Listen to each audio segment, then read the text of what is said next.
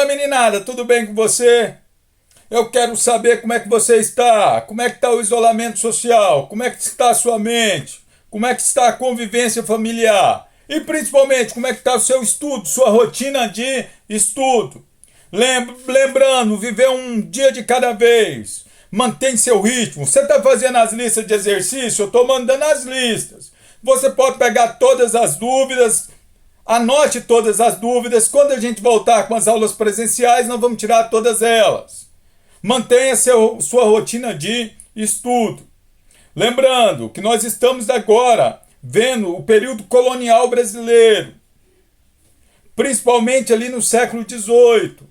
Lembrando que para entender esse momento do Brasil, nós tivemos que ir para a Europa, ver as ideias iluministas que geraram consequências no mundo, em Portugal e no Brasil. Lembre-se daquilo que eu falo para vocês: o mundo muda, a América muda, o Brasil também muda. É importante que você tenha isso na sua cabeça. E agora nós temos que ver os efeitos do iluminismo dentro de Portugal. O que o iluminismo faz de novo dentro de Portugal, quais suas novidades e as consequências que vão gerar aqui no Brasil. Para isso, você tem que entender o reinado de Dom José. Então você vai colocar no seu caderno reinado de Dom José, na linha de baixo, o governo do Marquês de Pombal. Reinado de Dom José, o governo do Marquês de Pombal. É importante que você entenda. O Marquês de Pombal ele vai administrar Portugal em um momento onde vai ter choques entre dois grandes conjuntos de ideias. As ideias absolutistas e as ideias iluministas. Ele está no poder, governando, justamente quando essas duas ideias estão se chocando. E ele vai tentar absorver o que ele acredita que é melhor das duas ideias e colocar na administração portuguesa. Por exemplo, no plano político, ele defende o fortalecimento do Estado. Um Estado mais capaz, um Estado forte, um Estado mais eficiente. Um Estado que, para se fortalecer, tem que cobrar impostos. Onde esse Estado, para se manter forte, com um rei forte, ele tem que ser capaz de sufocar todos aqueles que questionem a autoridade do rei. Então, para isso, tem que ter um exército português moderno e diretamente ligado ao rei, e que esse exército seja capaz de sufocar os nobres, que, de certa forma, os nobres que se voltarem contra o poder real. Isso, um plano político. Para ele, o Estado tem que tomar de conta da divulgação do conhecimento, ser detentor do conhecimento. Consequentemente, o ensino tem que se tornar laico, sem interferência religiosa. E lembre-se que naquela época a educação estava a cargo dos jesuítas e a cargo da Igreja Católica. Então, consequentemente, ele decide expulsar os jesuítas, tanto de Portugal quanto de suas colônias, para que o Estado tivesse um ensino laico, para que o Estado tivesse o controle das informações, e não a Igreja. Então perceba que no plano político, ele defende um Estado forte, um Estado que seja capaz de tomar decisões e fazer com que as decisões sejam cumpridas. Para isso o exército tem que ser moderno. É o pensamento dele, no plano político. Mas o Marquês de Pombal, ele tem, no plano econômico, uma visão evolutiva, à frente do seu tempo. Ele acredita já nas ideias iluministas. Para ele, a economia tem que ser mais dinâmica. Para ele, o Estado português tem que desenvolver manufatura, tem que criar fábricas, tem que estar rumo a um desenvolvimento. O Estado português tem que produzir, não basta acumular, tem que produzir. Então, consequentemente, a linha de pensamento dele já se adequa à linha do iluminismo, de defesa de uma industrialização. No plano político, intervencionista, mas no plano econômico, ele defende os princípios de um desenvolvimento mais calcado no iluminismo, mais calcado em um liberalismo.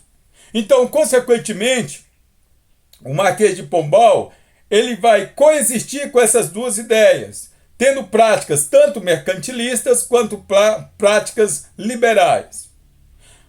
O Marquês de Pombal, ele, de certa forma, moderniza Portugal. E ele acredita que, no plano político, Portugal, para ser forte, deve controlar com maior eficiência as suas colônias. E deve reorganizar as suas colônias. E explorar essas colônias com maior eficiência. Ele reorganiza administrativamente o Brasil. Cria a Companhia do Grão-Pará e Maranhão, para que essa companhia pudesse explorar com maior eficiência essa região. Aqui no Brasil ele expulsa os jesuítas. Ele extingue as capitanias hereditárias. Lembrando que essas capitanias passavam de pai para filho. Vai ter a extinção dessas capitanias. O Marquês de Pombal, também em termos de Brasil, ele tem uma visão estratégica importantíssima de ampliação do território brasileiro. Lembrando que o território brasileiro se limitava ao Tratado de Tordesilhas. Agora, ele consegue, juntamente à Espanha, um novo tratado, o chamado Tratado de Madrid. E esse Tratado de Madrid, de 1750, ele vai delimitar as terras brasileiras de acordo com a posse.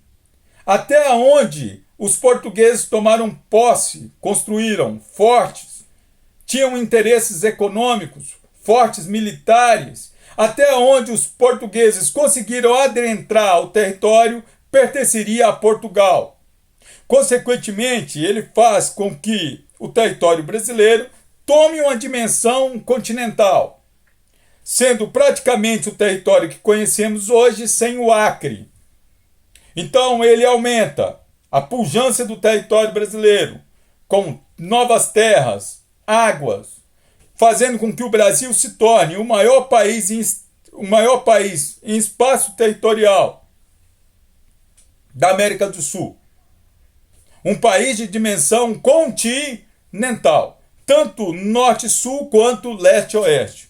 Então perceba que ele é arrojado nas suas decisões. Ele proíbe a escravização do índio.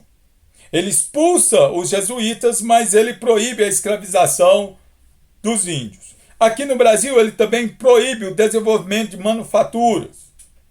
Todo produto mais sofisticado deveria ser comprado de Portugal. Então, consequentemente, perceba que o Marquês de Pombal ele tem uma visão arrojada. Se na política ele centraliza e fortalece o poder do Estado, na economia a visão dele já é mais arrojada, mais ligada aos interesses do iluminismo, coexistindo essas duas ideias. E Portugal vai se desenvolvendo. Ele é um bom administrador. Só que ocorre a morte de Dom José. E com a morte de Dom José, chega no poder Dona Maria I. E ela vai sofrer pressões, porque quando o Marquês de Pombal expulsou os jesuítas, ele criou um grande adversário, um grande rival, um grande inimigo, a Igreja Católica. Se ele ataca os interesses da igreja, a igreja se volta contra ele. A partir do momento que ele desenvolve manufaturas em Portugal, ele choca-se com interesses da Inglaterra, que já tinha iniciado o processo de Revolução Industrial. Então o Marquês de Pombal tem dois grandes adversários, a Igreja Católica e a Inglaterra. Com a morte de Dom José, Dona Maria I sofre pressões, tanto da Igreja quanto da Inglaterra. Ela não consegue resistir às pressões e acaba depondo. Vai ocorrer a deposição do Marquês de Pombal. O Marquês de Pombal foi deposto. E ela, no plano econômico, ela vai desfazer o que o Marquês fez. ela vai consolidar novamente as ideias mercantilistas. Então vai ter um retorno da economia ao mercantilismo. Lembrando que dentro do mercantilismo, uma das características é o metalismo. De acordo com o metalismo, uma nação é considerada rica dependendo da quantidade de ouro e prata nos cofres do Estado. Então, para ela, o fortalecimento econômico de Portugal não está nas manufaturas, não está em um desenvolvimento de indústria. Para ela, o desenvolvimento econômico está no acúmulo de ouro e o quê? Prata. E qual que era o principal produtor de ouro do mundo? O Brasil. Só que o ouro do Brasil já está em declínio. Consequentemente, Dona Maria decreta a possibilidade de decretação da derrama. Decretação da derrama. Um mecanismo, a derrama é um mecanismo onde o exército português pode entrar nas casas e encontrar o ouro que alguém estiver escondendo. A obtenção do ouro, chegando até mesmo a entrar nas casas.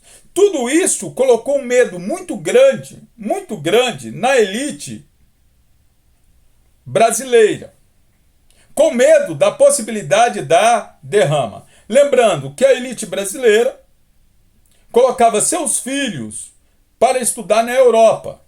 E lá na Europa, os jovens brasileiros, filhos da elite, se encontraram com ideias iluministas, ideias que defendiam a necessidade de cada região, ter a possibilidade de criar suas próprias leis, que o governante deveria chegar por interesse da maioria e não por via hereditária, que existia uma outra forma de sobreviver com soberania e independência, criando repúblicas e não monarquias, estados democráticos de direito. Essas ideias, quando os filhos da elite brasileira voltam para o Brasil, essas ideias vão fervilhar aqui no país.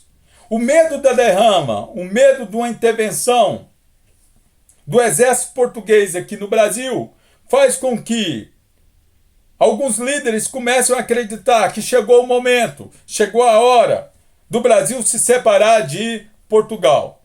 Chegou a hora daquele que vive aqui no Brasil ter o direito de criar suas próprias leis, fazer seus próprios acordos políticos, ter seu próprio regime de governo, escolher seus próprios governantes.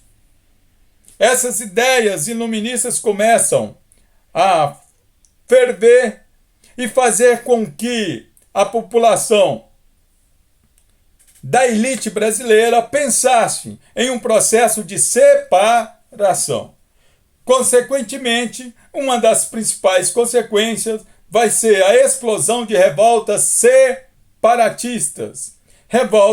separatistas, a Inconfidência Mineira e a Conjuração Baiana, que veremos em uma outra videoaula. Importantíssimo momento de hoje, a videoaula de hoje, você perceber que o conjunto de novas ideias, se você quiser mudar as coisas, mude a sua forma de pensar. O conjunto de novas ideias, o iluminismo, vai gerar transformações a nível mundial, transformações em Portugal e transformações no Brasil, a ponto de até mesmo aquele que vive no Brasil começar a pensar que chegou a hora de uma independência. É importante que você saiba. Você está percebendo, aproveitando o gancho, o tanto que é difícil de mudar comportamento, mudar novas ideias. O tanto que é difícil, por exemplo, colocar um isolamento social, mesmo quando a vida do indivíduo está em risco. Uma coisa são ideias, outra coisa são colocar em prática, outra coisa é fazer com que a maioria se convença. Nada ocorre da noite para o dia. Tudo tem que amadurecer e o indivíduo tem que se convencer. Eu espero que você esteja estudando e até a próxima videoaula. Sucesso!